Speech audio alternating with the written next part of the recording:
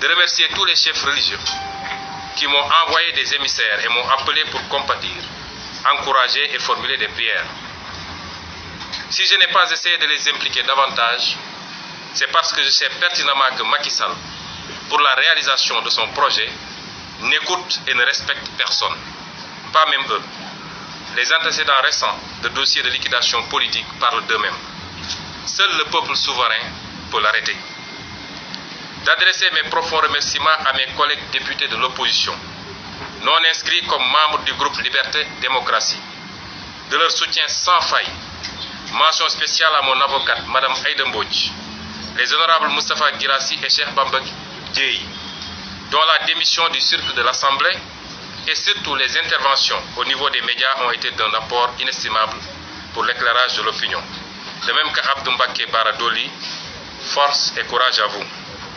Chers compatriotes, malgré l'énorme campagne de désinformation payée à coups de milliards, le complot machiavélique a accouché d'une toute petite souris. Macky Sall et son groupe de comploteurs ne s'attendaient certainement pas à ce scénario quand ils ficelaient leur entreprise criminelle. Jamais plan n'a été aussi vicieux. Tout avait été malicieusement synchronisé. Couvre-feu, plus état d'urgence pour neutraliser le peuple, bombardement dans une partie du territoire national pour pouvoir invoquer la sécurité nationale au besoin. C'est hallucinant ce imaginé et déployé pour la liquidation d'un seul homme. Rien n'a été oublié, sauf Dieu, l'unique omnipotent. Je m'adresse à Macky Sall et compagnie. Nous connaissons vos villes méthodes, mais soyez assurés que nous avons du répondant pour jouer sur votre terrain. Je n'en dirai pas plus. Alors je ne perdrai pas beaucoup de temps aux détails de l'affaire qui secoue le pays. Pour la simple raison que je ne doute pas une seconde qu'il y ait un seul Sénégalais qui croit à cette histoire rocambolesque cousue de fil blanc. Je ne crois pas qu'il y ait un seul Sénégalais, y compris les comploteurs, qui croient à cette histoire cousue de fil blanc. Tout dans cette affaire, et vous avez eu le loisir de suivre les débats, les discussions, les éclairages, tout dans cette affaire atteste d'un complot, mais un complot très mal ficelé comme ça a été dit et redit. Que ce soit les PV d'enquête de la gendarmerie, qui est le seul élément matériel disponible aujourd'hui dans ce dossier, le PV d'enquête de la gendarmerie, qui est un PV à décharge totalement pour nous. Aussi bien les témoignages qui y sont contenus, le bulletin médical, tous les éléments de ce PV sont à décharge contre nous. Que ce soit ensuite le même PV qui, si on devait lister et énumérer les incohérences et les mensonges de la plaignante contenus dans ce PV, je crois qu'il y aurait de quoi dresser 3 ou 4 feuilles, rien que pour dresser les incohérences et les mensonges. Mais ce qui est plus important dans ce PV, c'est qu'il oriente vers la piste du complot. Puisque dans ce dossier, l'enquête a établi l'intervention active de membres de Benno Bokk Yakaar, la coalition de Macky Sall. Quoi de plus élémentaire pour établir définitivement un complot politique?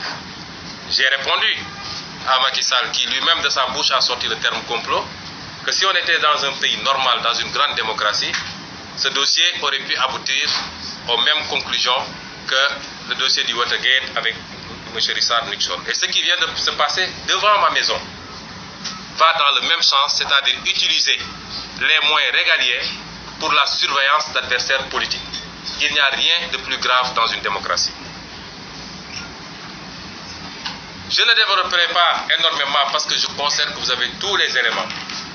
Mais rien que le fameux message qui a été évoqué, émanant ou transféré d'une personnalité, d'un avocat, ayant des liens particuliers avec le ministre de l'Intérieur, aurait suffi à établir cela. Et je me permettrai de vous lire ce message ici. Nous avons fait constater par voie d'huissier, et c'est un élément important.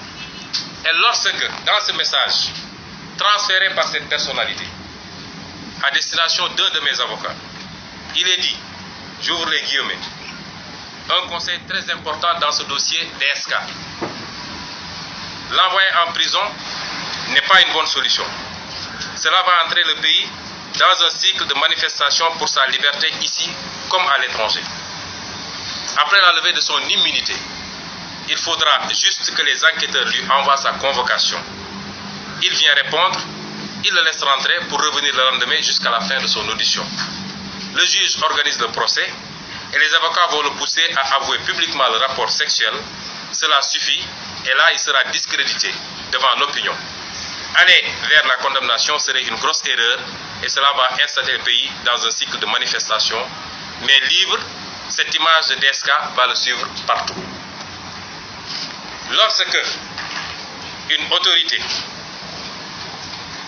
une avocate réputée être liée par les liens même du mariage à un ministre de l'Intérieur transfère un message de cet ordre, je crois que plus jamais un doute ne peut subsister par rapport au complot qui a été ourdi dans des officines de Macky Sall pour essayer de liquider un adversaire politique. Mais je ne développerai pas trop sur cet aspect parce que je considère que l'opinion est faite. Je veux répondre à quelques questions par rapport à ce qui va venir dans les jours à venir. Parce que ce qui s'est passé tout à l'heure montre au moins une chose, c'est que Macky Sall ne reculera pas, même si l'évidence est faite, il ne reculera pas. Pour la simple raison que dans son raisonnement, il se dit que si je loupe cette occasion de liquider Ousmane Sonko, je n'aurai plus jamais d'occasion de le faire et je lui aurai ouvert un boulevard vers la présidence de la République. Ce qui va se passer dans les jours à venir, forcément, sera une confrontation à laquelle nous sommes préparés. Nous ne ferons signe d'aucune faiblesse face à Macky Sall. Il a tout l'appareil d'État, mais il n'a pas le peuple sénégalais. Et c'est pourquoi je tiens à répondre pour ce peuple qui nous regarde et qui peut se poser certaines questions. Je tiens à répondre à une question centrale. Parce que le débat qui va être agité, c'est de dire, il avait dit que si on lève son immunité, il répond à la minute qui suit. Et donc, si l'immunité est levée demain, il doit aller répondre. Si vous réécoutez ma sortie, j'avais dit, si mon immunité est levée et que les règles prévues pour la levée de cette immunité sont respectées, je répondrai immédiatement. Pour la simple raison que je connais leur méthode, leur tendance, leur habitude à piétiner, à fouler du pied toutes les règles établies par rapport aux procédures. Et je veux dire au peuple sénégalais que ces règles n'ont pas été respectées. La première chose, c'est par rapport au déclenchement judiciaire de la procédure.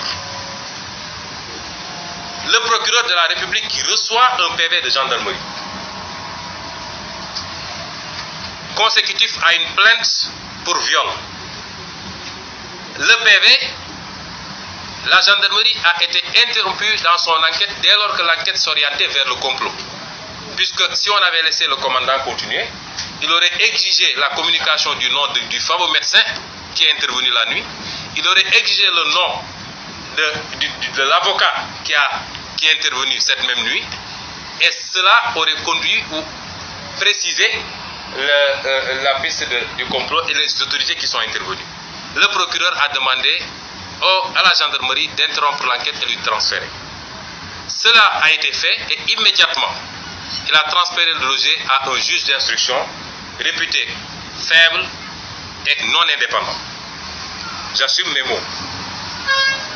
Donc, si le procureur saisit ce juge d'instruction, il a eu un PV d'enquête, mais il n'en a pas tiré les conséquences parce que dans son réquisitoire pour demander l'ouverture d'une information, ce procureur-là n'a pas osé citer Ousmane Sonko. Il faut qu'on soit très clair.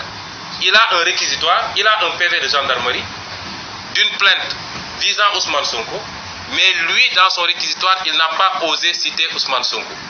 il a cité la dame propriétaire de l'Institut et X. X, c'est-à-dire un inconnu.